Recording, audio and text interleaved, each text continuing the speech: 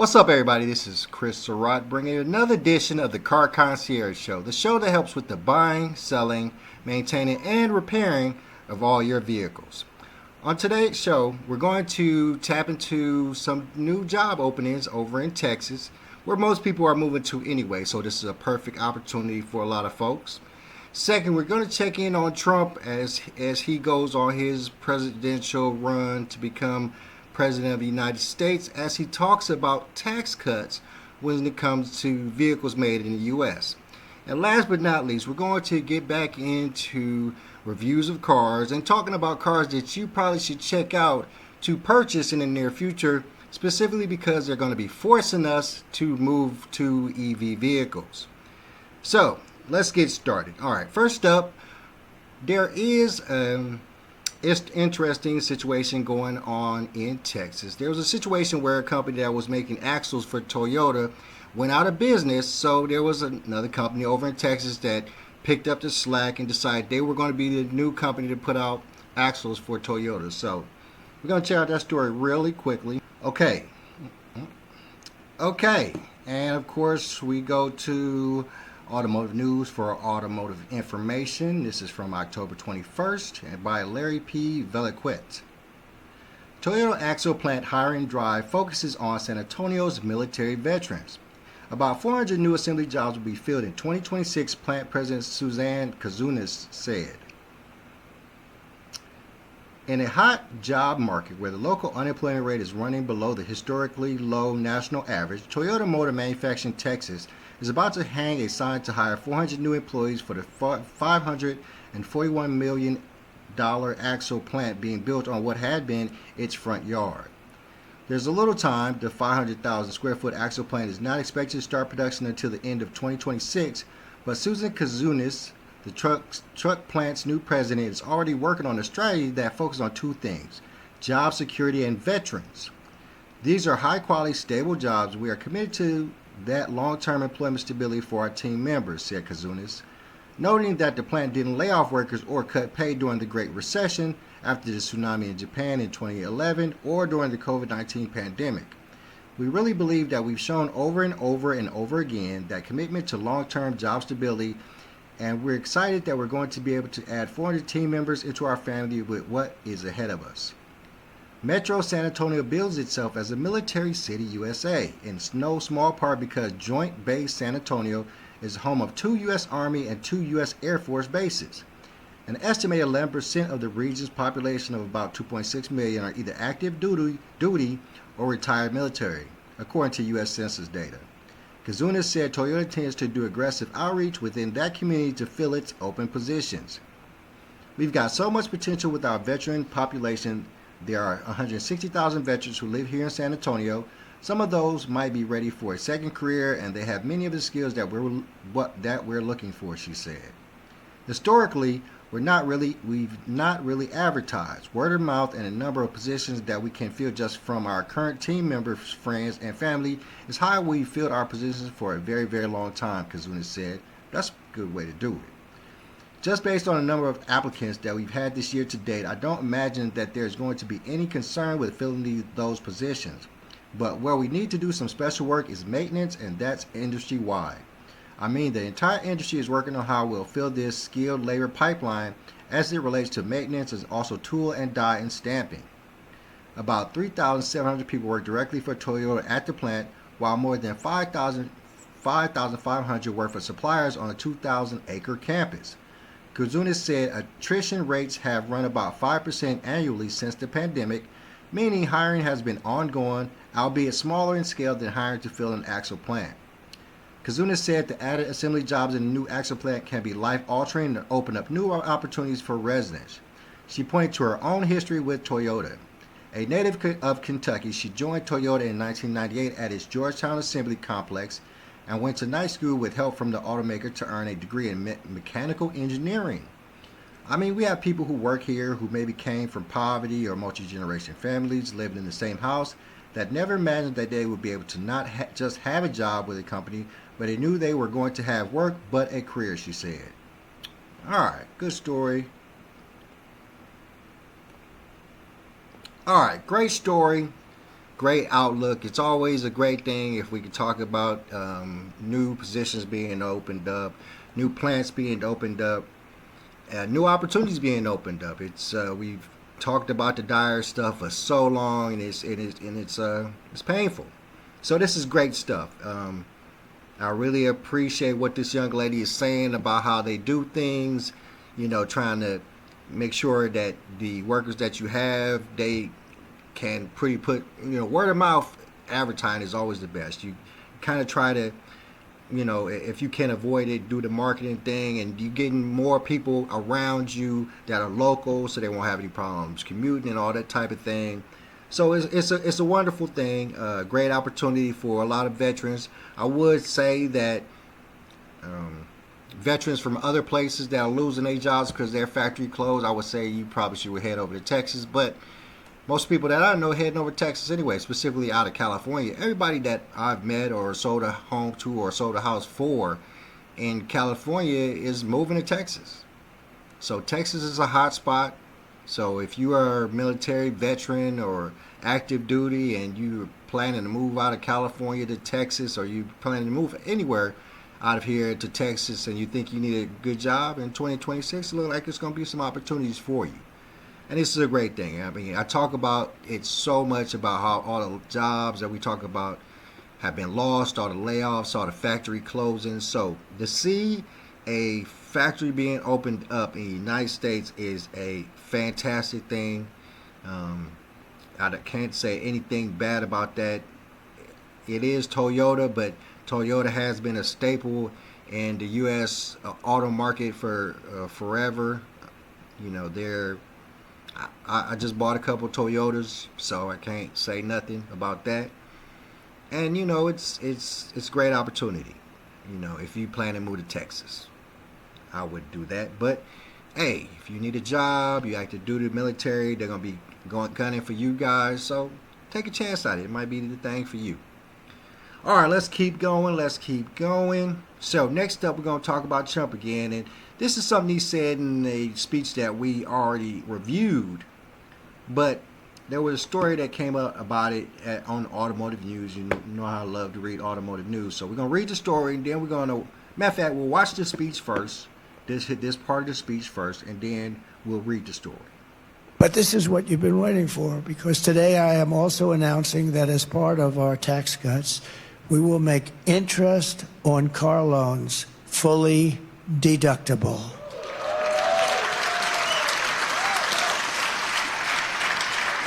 So we're going to make it fully deductible, the interest payments. That's going to revolutionize your industry.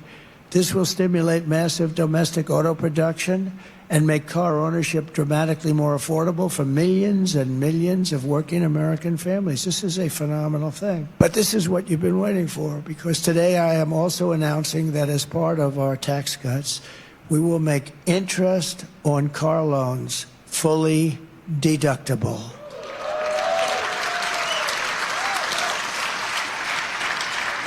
So we're going to make it fully deductible, the interest payments. That's going to revolutionize your industry.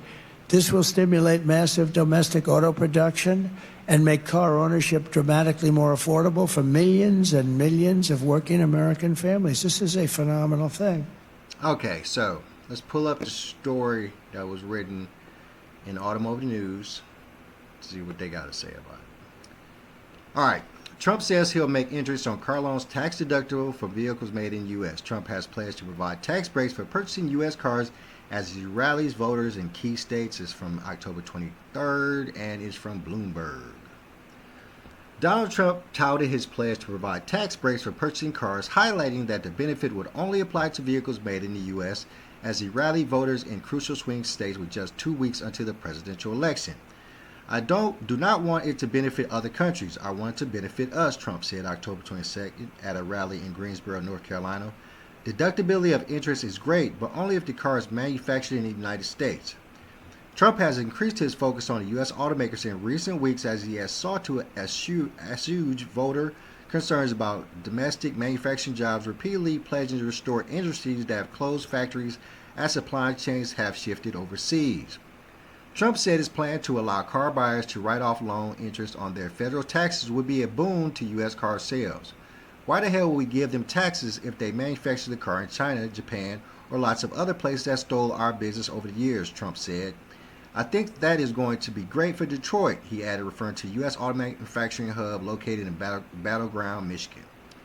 Trump did not specify tax breaks would be available to many foreign-owned automakers who produce millions of vehicles in the U.S., including Volkswagen Group, Toyota, and Hyundai. Trump mused about what he called the glory days of American car manufacturing, saying his father, who was born in 1905, considered the definition of luxury to be buying a new Cadillac every 2 years. I do too. In addition to tax breaks for car buyers, Trump has pledged to impose steep tariffs on cars and other products made in Mexico, China, and other countries.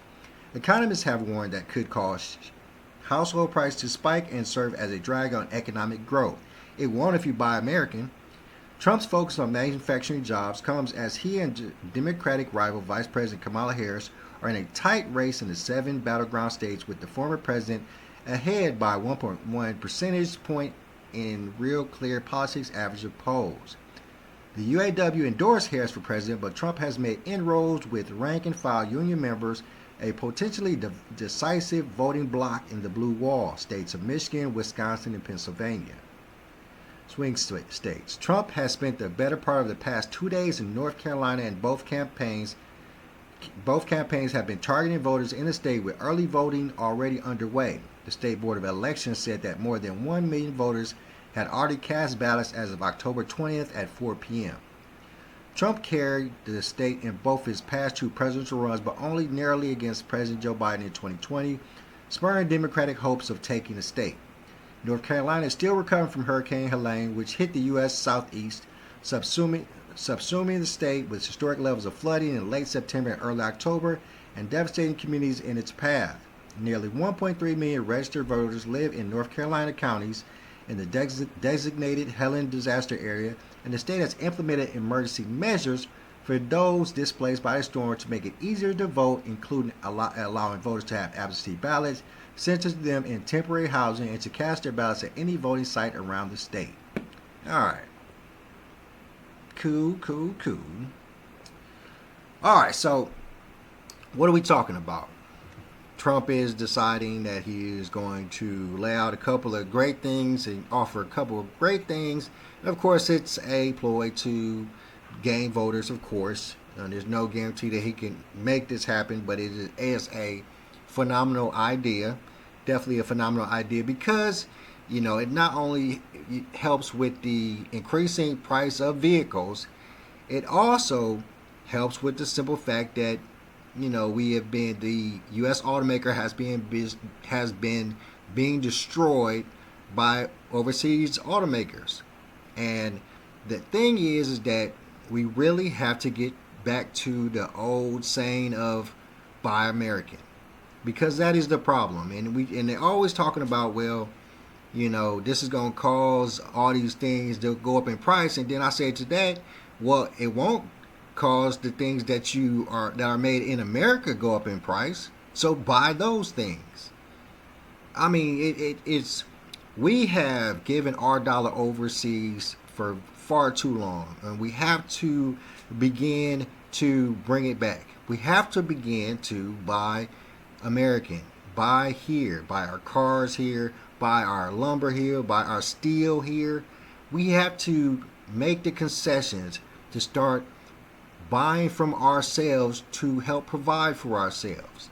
We continue to buy from overseas places, and I do it too. I'm not going to sit here and say I'm absolute at all at this.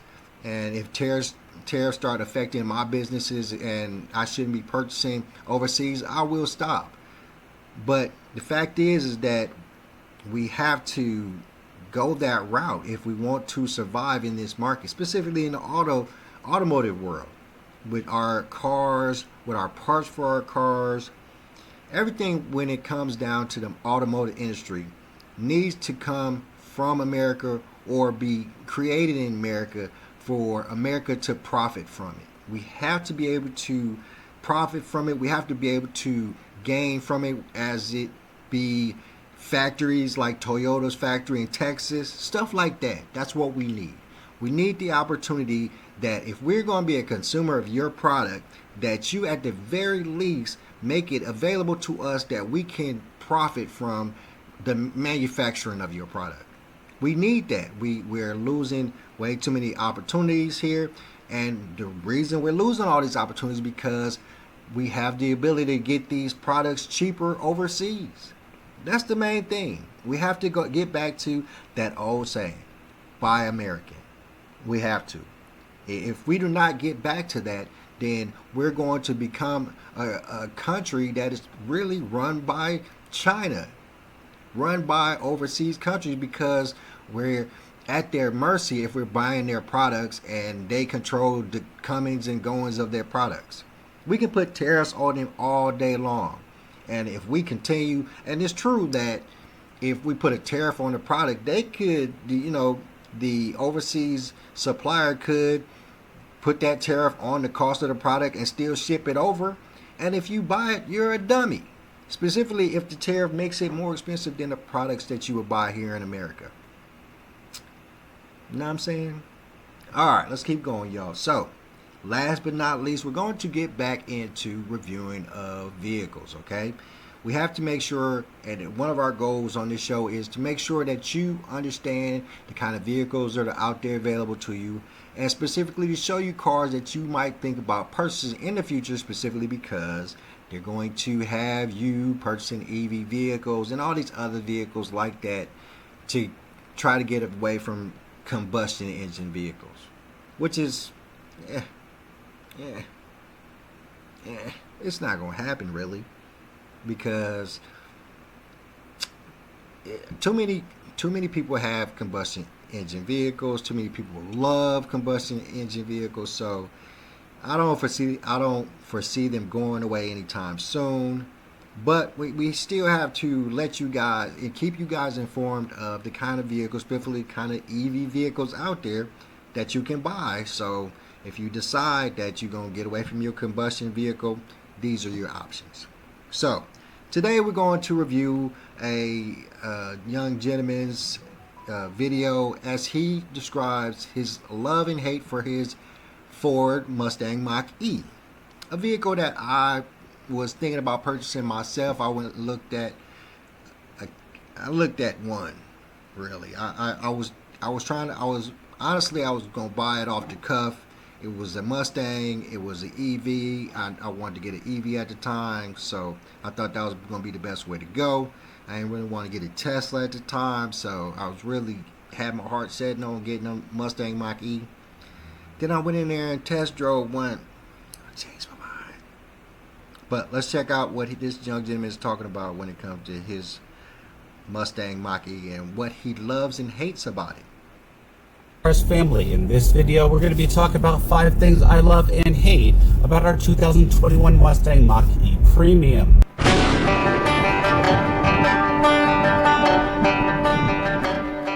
Firstly, this is the Mach-E 4, so it's putting out 266 horsepower and more importantly 428 pound-feet of torque. Secondly, hate is a strong word, so what I really mean is minor inconvenience. But you know what the marketing folks are. But we mostly love our Mach-E, and after these words of wisdom, I'm going to tell you why.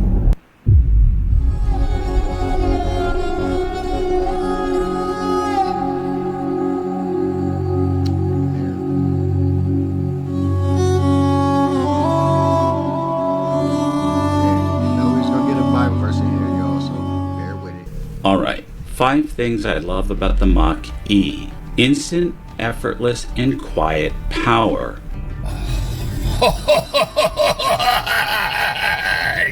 Yeah. You know Daddy like. Let me pull it together. Sorry about that. That was an embarrassing moment. Not one of my finest. This car makes the jump to light speed instantaneously. At highway speeds, it doesn't throw you back in your seat, but it's still powerful. Just not as much oomph, of course, but that would be remedied by the GT model. But again, from a standstill, I leave everyone in the dust quietly and effortlessly. I love that electric torque. Of course, my Ducati Diavolo would leave the Mach-E choking on my exhaust fumes.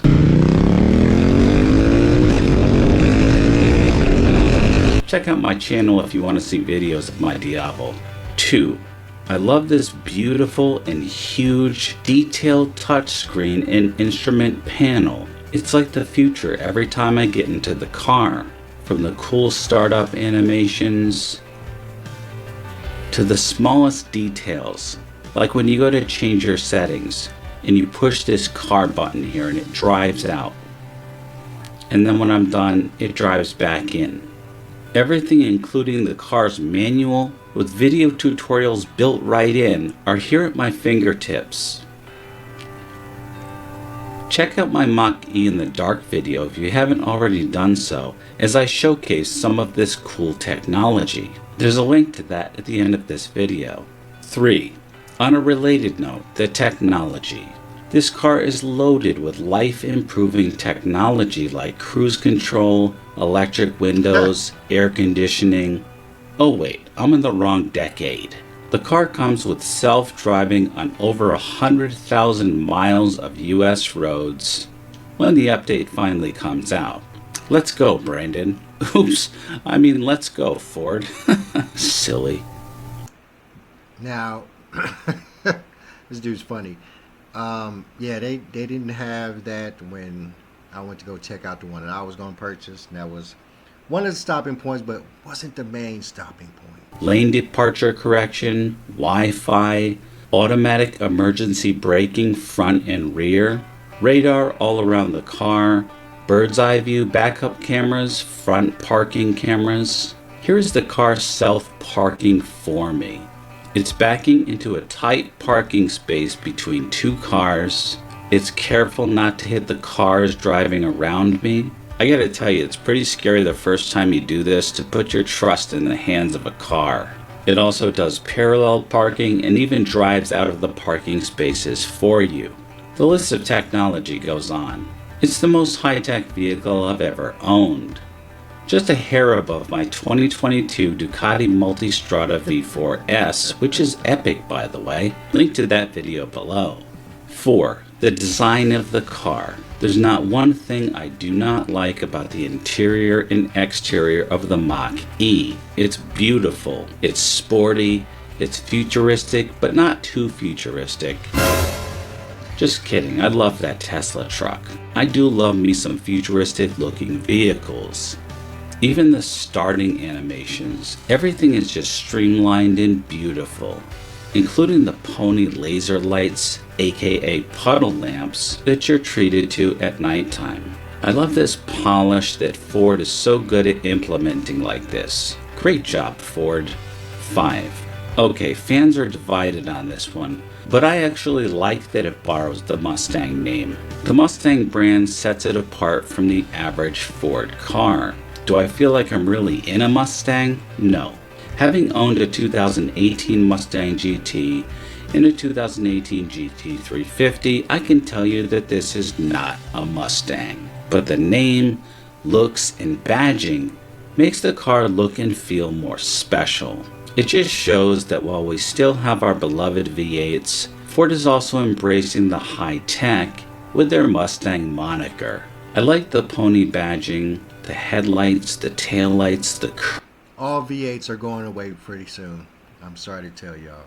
curves, and general Mustang aesthetic. Good move by Ford. And for those who don't like it, it doesn't really say the word Mustang anywhere, so you can ignore it if you don't like it. I call it the Mach-E anyway, and I think most people do, so it doesn't have to be a big deal. I gotta tell you though, across my 4 BMW M3s, my 2017 STI, my Mustang GT, and my GT350, this car commands at least as much attention as those cars. That's what we love about our Mach-E. The following things, not so much. 1. Departure times allow you to set your temperature and settings for the mornings when it might be cold outside and you want to get into a nice warm car, or the afternoons during the summer when it's hot and you want to have your car air conditioned, etc.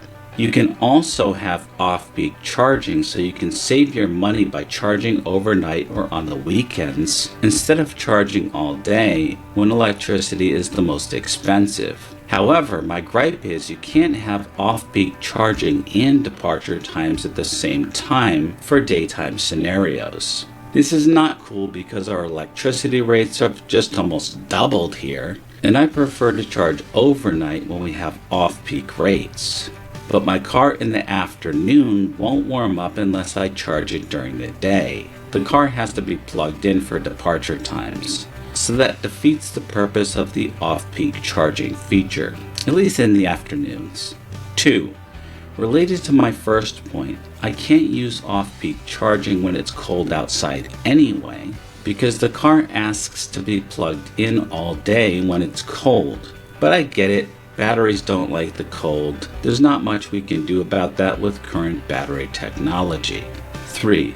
Limited Ford Pass app functionality. While the app is great, you can start your car, monitor charge levels, and a handful of other useful things. But what I'd like to see added is the ability to adjust heated seats and steering wheel and cabin temperature directly from the app.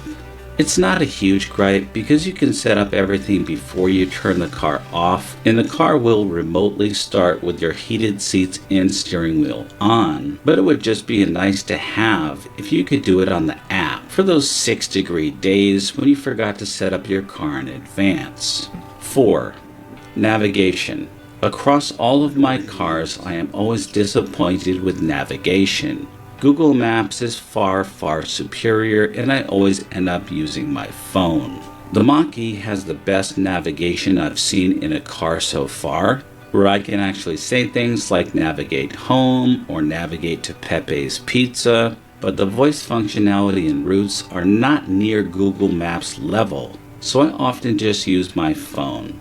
5, and I'm really reaching here. The frunk, that is the front trunk, is hard to operate, which is typical of frunks in general. On Teslas too, I hear. It's a minor gripe as I don't really use it anyway. It's cool that it acts as a cooler, pun intended, but there isn't a ton of space to use. But hey, any extra space is appreciated. My only worry is stressing the paint by having to force it closed so hard if you scratch it with your ring or something, so just be careful. But again, it's a minor gripe. Alright guys, so ultimately the Mach-E is a blast to drive all year round. It performs great in the snow and even over ice. The technology is not just gimmicky, but it really provides life improvements. I can't tell you how nice it is on these 9-degree northeast mornings to come out and sit in a warm car with a warm car seat, a warm steering wheel, and have the car ready to go for you. I love that you can save money charging during off-peak times most of the time. The car looks stunning, it turns heads, and so far I haven't had any major issues with this car. Alright guys, always remember the motto, always be kinder than necessary, and I will see you in the next one.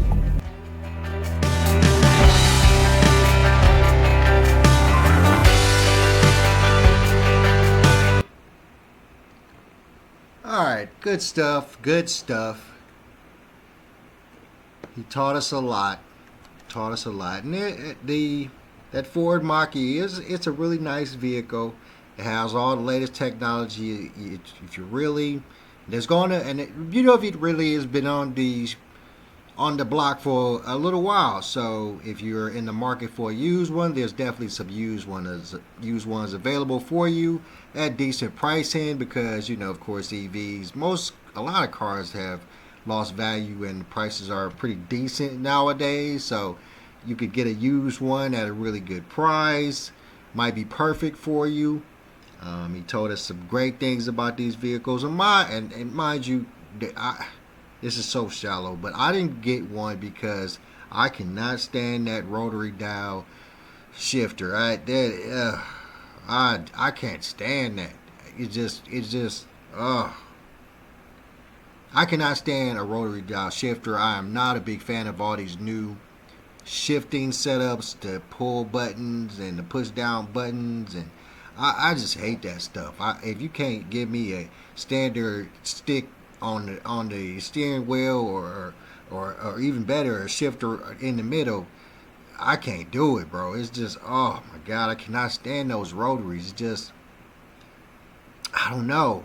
I have a work truck that has it, and of course that was forced upon me, and I hate driving it, and it just it just takes you so far away from the iconic way that vehicles were made and how they're supposed to be done. It just bothers me. I just do not like that rotary shifter. It's just not a thing. I'm so mad at Ford for doing that. I'm seeing even, I see new cars all the time, so I'm seeing more and more shifter situations where they're just a push buttons and all that kind of stuff. And this is a part of my life, or part of my idealism when it comes to cars, that I don't want to change, because it's just it's just the new shifter setups are just baffling to me. But I can go on for days about that. No, I won't bother y'all. But that is the reason I didn't purchase the Mach-E that I put the down payment on, because I just couldn't get around that. I couldn't see myself driving a vehicle with that round shifter for any amount of time without selling it to somebody and just wasting my time. So, I decided against that. I decided that I was going to keep the couple cars I got, and of course, bought a couple of vehicles the other day. So it's just one of those things, guys. You have to buy a vehicle that you enjoy and that you are going to be okay with driving for a decent amount of time. So that's why I always tell people, when it comes to purchasing vehicles, do as much research as you can. As much research about these vehicles as you can. Check out, if you can, check out the Carfaxes. Definitely check and see if they've been in accidents or collisions. And, Carfax is real good about showing you where cars were damaged, how severe the damage was, and all that kind of thing. But always do that before you buy your car. It's a necessity. You could be getting a car that was down in Hurricane Helen, or Milton or whatever, and they going, because that is, I'm gonna tell you guys right now, that is going to happen. It's been happening for years. It's been a big thing coming out of Florida that, not only out of Florida, but most places where they have hurricanes and a lot of flooding, what happens is these vehicles get damaged. So they don't even get salvage titles because they don't be damaged to that extent, but they'll have a lot of water intrusion damage, rusting on the undercarriage. So, and that's future problems for these vehicles. So if you are in the market for a vehicle, please make sure you check these vehicles out. Make sure you look underneath them specifically now, because dollars of donuts, a lot of dealerships are going to be getting rid of them vehicles that were sitting in water down in Florida or wherever, and they got rust damage and they got corrosion damage that you can't see with the eye, and selling you these vehicles for top dollar you paying, and you don't find out what's really real a couple of months down the line. Alright, my friends, I'm going to let y'all get out of here. It's always a pleasure. Please check out my show. Like, share, subscribe. Hit me in the DMs if you have any questions or you need any help buying, selling a car, getting some repairs done, or buying a house. I'm your boy Chris, and I'm out. Peace.